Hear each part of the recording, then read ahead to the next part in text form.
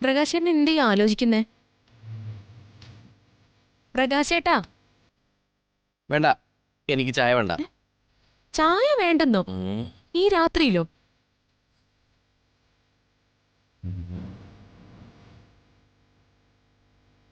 പ്രകാശേട്ടൻ എന്തേ ആലോചിച്ച് കൂട്ടുന്നേ? പണത്തിനോട് ആർത്തി പിടിച്ച് ഈ മനുഷ്യന് വട്ടായോ? ഈട് വെക്കാതെ ആരെങ്കിലും ലോൺ കൊടുക്കോ? ഇല്ല. സുത്രേ, ഈ വീട്ടിൽ വേറെ പൂട്ടുണ്ടാ? അടുക്കളവാതിൽ പൂട്ടുന്നൊരു ചെറിയ പൂട്ടുണ്ട്. വേണ്ട വേണ്ട വേണ്ട വേണ്ട, അതിന് അഡീഷണൽ കീ ഉണ്ട്. പുതിയതുണ്ടാ? ഇല്ല. എന്തിനാ? നാളെ മുതൽ നമ്മുടെ ബെഡ്റൂമിന്റെ ഡോറ് പുറത്തുനിന്ന് പൂട്ടണം. ഇല്ലെങ്കിലേ വയസ്സായൊരു പൂച്ച കക്കാൻ കയറും. മുൻപ് മനോജ് കയറിയ പോലെയുള്ളതൊന്നല്ലത്, ഇത് മുഴുത്ത പൂച്ചയാ. പ്രകാശേട്ടൻ ഇത് എന്തൊക്കെയാ പറയുന്നേ? സത്യം. പിച്ചും പേയും പറയാതെ കിടന്ന് ഉറങ്ങാൻ നോക്ക്.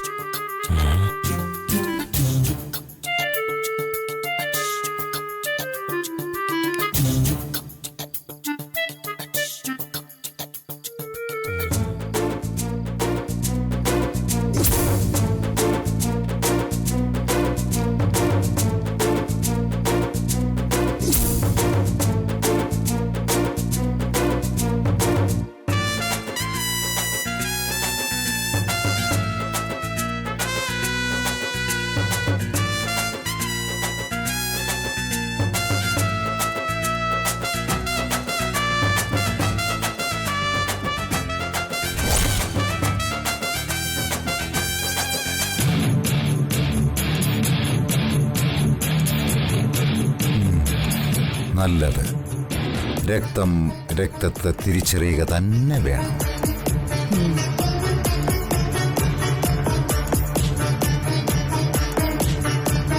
രാഖിയുടെ സഹോദരൻ രാജീവിന്റെ മോള് രാഖിക്ക് പ്രിയപ്പെട്ടത് തന്നെ ആയിരിക്കണം.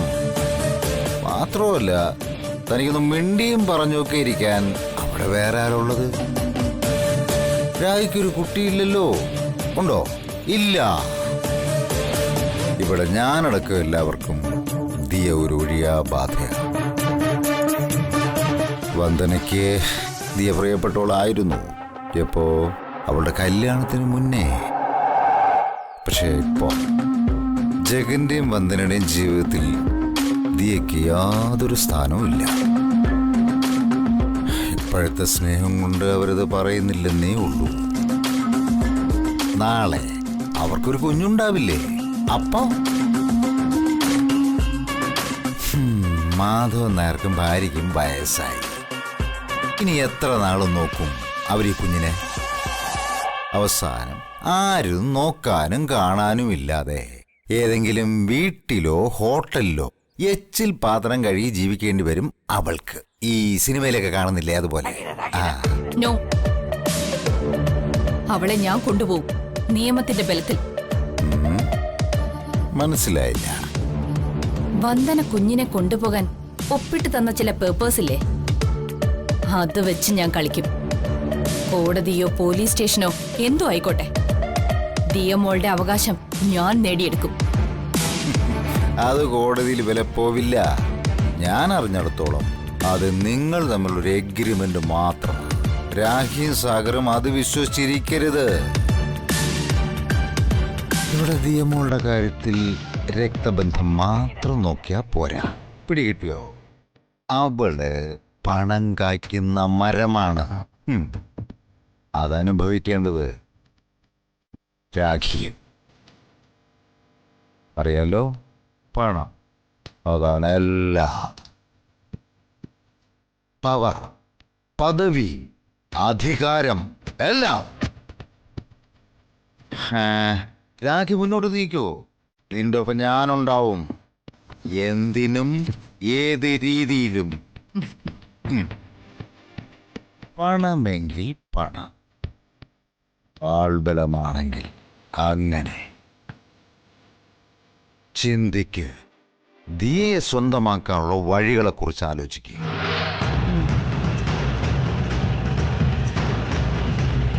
ഇവളെ ആയുധമാക്കി വേണം ആദിയെ എന്നേക്കുമായി തുരത്താൻ. എന്നിട്ട് വേണം ഇവളെയും ആ സാഗറിനെയും എടുത്ത് കൊക്കയിലെറിയാൻ.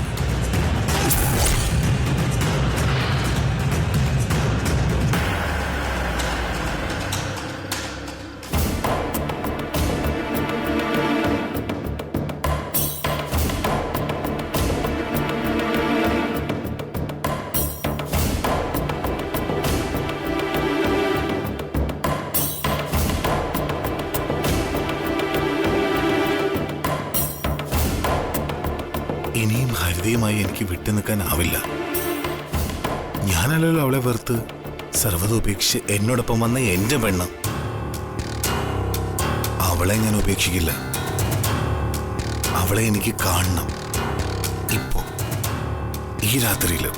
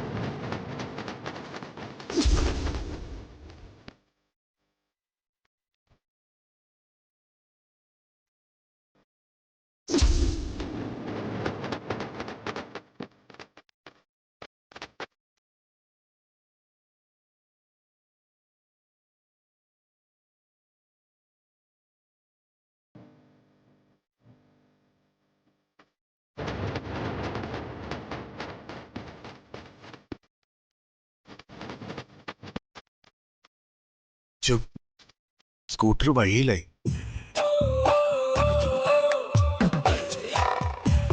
എടാ, MLA കരുണാകരക്കുറിപ്പിന്റെ വീടിനെ മുൻവശത്ത് വെച്ചാ. ഓ, അമ്മായിച്ചനൊക്കെ തന്നെയാ, അറിയാലോ. ഇപ്പൊ പിണക്കത്തില. നിനക്കറിയാലോ അത്. ഞാൻ ഇവിടെ നിന്ന് ശരിയാവത്തില്ല. പെട്രോള് തീർന്നു തോന്നുന്നു. നീ ഒരു കാര്യം ചെയ്യ്, കുറച്ച് പെട്രോൾ വാങ്ങി ചോദിച്ച് നീ നിന്റെ വീട്ടിൽ കൊണ്ട് വെച്ചേക്ക്. ഞാനൊരു ടൂറ് പോവാ. കാര്യങ്ങളൊക്കെ ഞാൻ വന്നിട്ട് പറയാം. ആ, അതെ, വണ്ടി എടുത്തോണ്ട് പോകുമ്പോ വലിയ ശബ്ദമൊന്നും ഉണ്ടാക്കരുത്. ഓക്കെ അളിയ.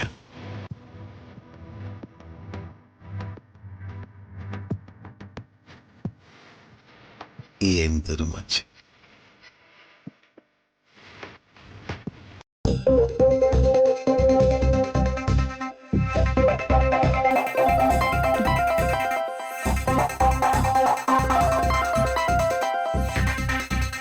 ഹലോ മനോജേ,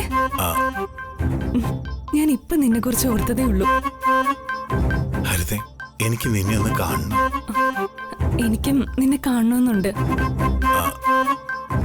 നാളെ നീ ഇങ്ങോട്ട് വരുമോ?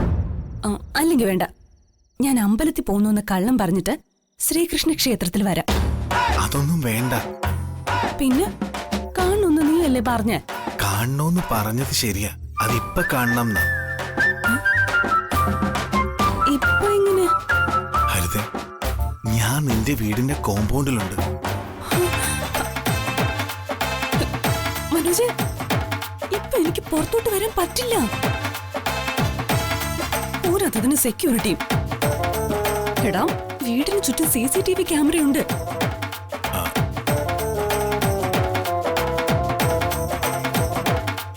സെക്യൂരിറ്റി ഒക്കെ നല്ല ഉറക്കത്തില. ഞാനിപ്പോ നിന്റെ വീടിന്റെ കാർ പോർച്ചിലുണ്ട്. താഴെയോ? പിന്നല്ലാതെ. നീ വേഗം വാതില് തുറക്ക്. ശരി, നീ ആരും കാണാതെ അവിടെ മറിഞ്ഞു നിന്നോ, ഞാൻ ദേ വരുന്നു.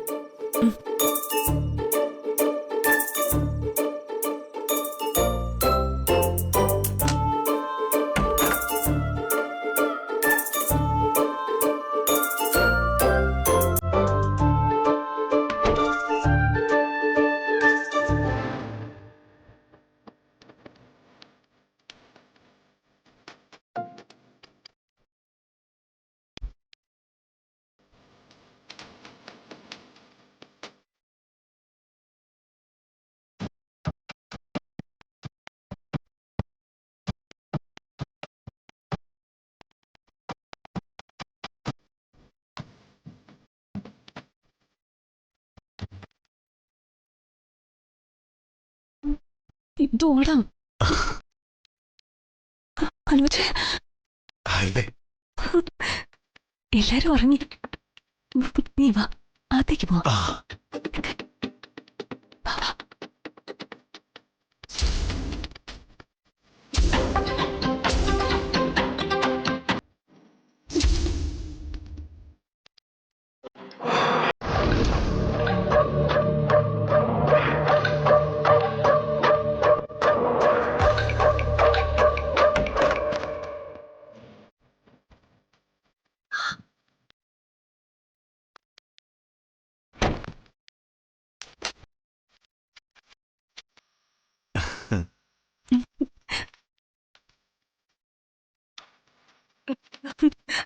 മോളെ അനുജ,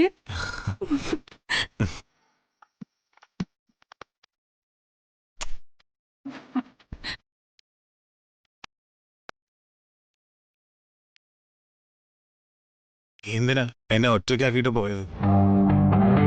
ഞാൻ നിന്നെ കാണാതെ അവിടെ ശ്വാസം മുട്ടിയിരിക്കുവായിരുന്നു. നീ അല്ലേ ഇവിടുന്ന് പോയത്? എന്നെ കാണാതെ എനിക്കും പറ്റുന്നില്ല മനോജ്. ഹരിതേ, എല്ലാരെയും വെറുപ്പിച്ച് നമ്മൾ തമ്മിൽ ഒരുമിച്ചത് ഇങ്ങനെ പിരിഞ്ഞിരിക്കാനായിരുന്നു. എല്ലാം എന്റെ കയ്യിലെ കുഴപ്പമാ. മനോജ് എന്നോട് എന്ത് തെറ്റാ ചെയ്ത്? ഒരു ബിസിനസ് നടത്തുമ്പോ ലാഭവും നഷ്ടമൊക്കെ വരും. അത് ഞാൻ മനസ്സിലാക്കണമായിരുന്നു. നിന്നെ പോലെ ഒരു പെണ്ണിനെ കിട്ടാൻ ഒരു യോഗ്യതയില്ലാത്തവനാ ഞാൻ.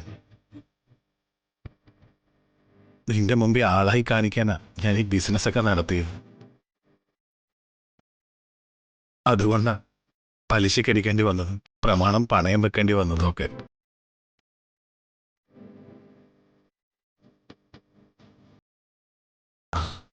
എന്നെ പോലെ ഒന്നിനും കൊള്ളാത്ത ഒരുത്തനെ എന്തിനാ ഹരിതൻ? അങ്ങനെയൊന്നും പറയരുത് മനോജ്. നീ എന്നും എനിക്ക് പ്രിയപ്പെട്ടതാ.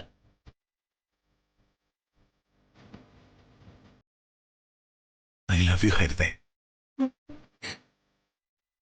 I love you to.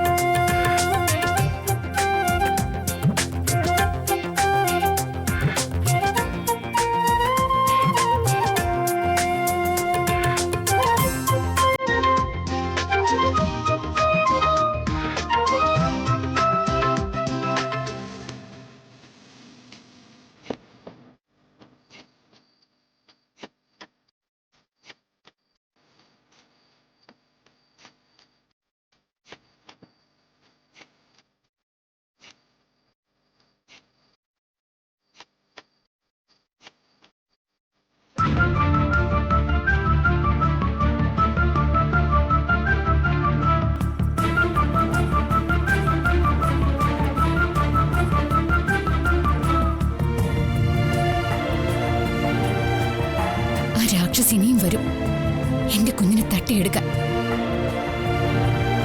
ഒരിക്കലും ഞാൻ അവൾക്ക് കൊടുക്കില്ല എന്റെ ദിയെ. രാഖി, അവൾ ഇനി ദിയമോളെ കാണുക പോലും ചെയ്യരുത്.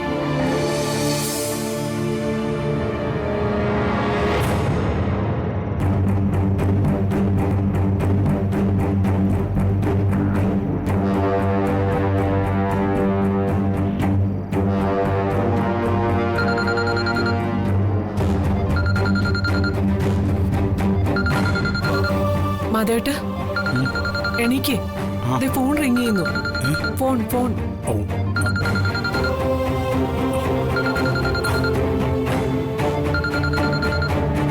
വന്ദനമോളാണല്ലോ. ഇവളെന്താ ഈ സമയത്ത്? എന്തെങ്കിലും അത്യാവശ്യം കാണും. എടുക്ക്.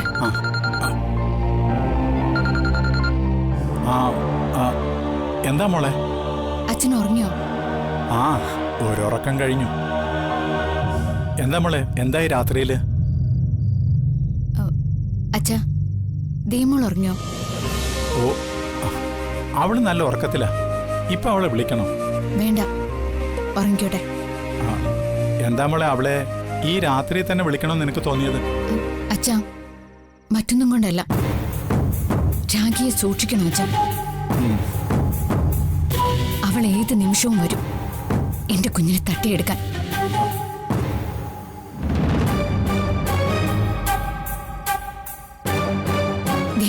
ലോകം. അവളില്ലാത്ത ലോകത്ത് വന്ദന ഉണ്ടാവില്ല. എന്താ മോളെ നീ പറയുന്നത്? മോളിപ്പോ ജഗന്റെ ഭാര്യയാ. നിന്റെ ജീവിതകാലം വരെ നീ അവനോടൊപ്പമാ കഴിയേണ്ടത്. ദിയമോൾ ഇവിടെ സുരക്ഷിതയാ. അവളെ ഓർത്ത് നീ ടെൻഷൻ ആവുകയൊന്നും വേണ്ട. അതല്ല അച്ഛാ, രാഖി അച്ഛൻ അറിഞ്ഞൂടാത്തോണ്ട. സാഗറിനേക്കാളും വലിയ അപകടകാരിയാ രാഖി.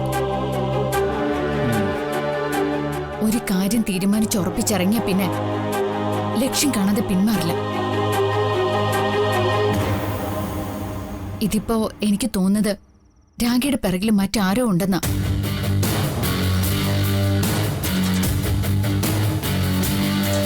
ഇല്ലെങ്കിൽ കുറച്ച് ദിവസമായിട്ട് ഒരു വിവരമില്ലാതിരുന്ന രാഖി ഒരു സുപ്രഭാതത്തിൽ ദീമോൾക്ക് വേണ്ടി ഇറങ്ങിത്തിരിക്കോ? അപ്പോ അതിനർത്ഥം അവൾക്കൊപ്പം അല്ലെങ്കിൽ അവളെ സഹായിക്കാൻ ഏതോ ഒരു ശക്തി കൂടെ ഉണ്ടെന്നാ. മോള് ടെൻഷൻ ആവണ്ട. മാധവേട്ട, ആ. അപ്പൊ ഉണ്ണിങ്ങ എന്നേ. ഇതാ അമ്മ ചോദിക്കുന്നു, ഞാൻ കൊടുക്കാം. മോളെ, ദീമോൾക്കൊന്നും സംഭവിക്കില്ല. മോള് സമാധാനമായിട്ട് കിടന്ന് ഉറങ്ങാൻ നോക്ക്.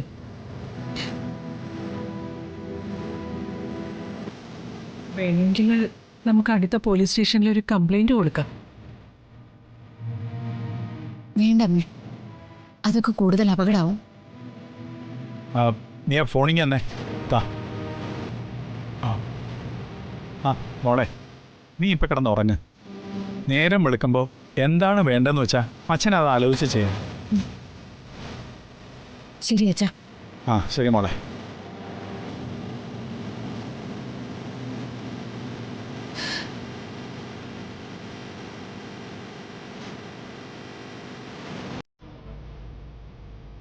ദീമോൾക്ക് എന്തെങ്കിലും അപകടം ഉണ്ടാകുമെന്നുള്ള പേടിയാ പന്തനിക്ക്. ചന്ദ്രു, നീ ഉറങ്ങാൻ നോക്ക. ഒരമ്മയാവാൻ സ്വന്തം വയറ്റിൽ തന്നെ പറക്കണമെന്നില്ല, അല്ലേ ചന്ദ്രു? നീ കിടക്ക.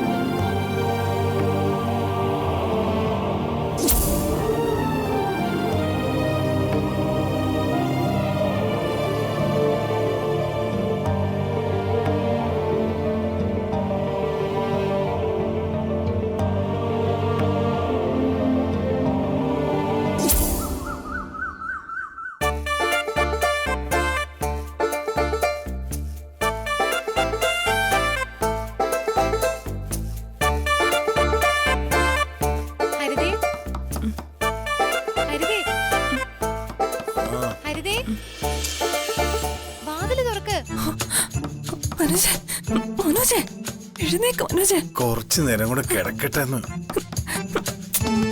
എഴുന്നേക്ക്, ആരും വിളിക്കുന്നെന്ന്. എഴുന്നേക്ക്. ആരോ വന്നിട്ടുണ്ട്. ഈശ്വര, ഇനി അച്ഛനെങ്ങാനും ആയിരിക്കോ? ഇവിടെ ഉണ്ടെന്നെങ്ങാനും അച്ഛൻ അറിഞ്ഞോ? എനിക്ക് ആലോചിക്കാൻ പോലും വയ്യ. മനോജ്, നീ എവിടെയെങ്കിലും ഒന്ന് ഒളിച്ചിരിക്ക. ഈ കട്ടിന്റെ അടിയിൽ കയറിക്കോ. അയ്യോ, അടിയിൽ കയറാൻ പറ്റൂല. നീ എവിടെ വിളിക്കേ? ഹരിതേ, നിനക്കിതെന്താ പറ്റിയേ? ഞാൻ നിന്റെ രഹസ്യക്കാരനൊന്നുമല്ല. നിന്റെ കഴുത്തിൽ താല് കെട്ടിയ നിന്റെ ഭർത്താവാ. എടാ, നിന്നെ അച്ഛൻ ഇവിടുന്ന് ഇറക്കി വിട്ടതാ, അത് നീ ഓർക്കണം. മനോജ്, ആരെങ്കിലും കണ്ട പ്രശ്നമാവും. എടാ, ദേ വിളിക്കുന്നു. എടാ, നീ ഞാൻ പറയുന്നൊന്ന് കേൾക്ക്. ഇപ്പൊ എവിടെയെങ്കിലും ഒന്ന് പോയി ഒളിക്ക് പ്ലീസ്. നീ പോയി വാതിൽ തുറക്ക്, അല്ലെങ്കിൽ ഞാൻ തുറക്കാം. വേണ്ട, നിനക്ക് ഇത്രയ്ക്ക് ധൈര്യമുണ്ടോ? നീ വന്നേ. ഇങ്ങോട്ട് ഇറങ്ങി പോ. എടോ ഒന്ന് വാ മനോജ്. നടക്കും ചുമ്മാ. ഇതേ ഇവിടെ വിളിച്ചാ മതി. കേറ്. ഇവിടെ നിന്നോണേ, അനങ്ങല്ലേ.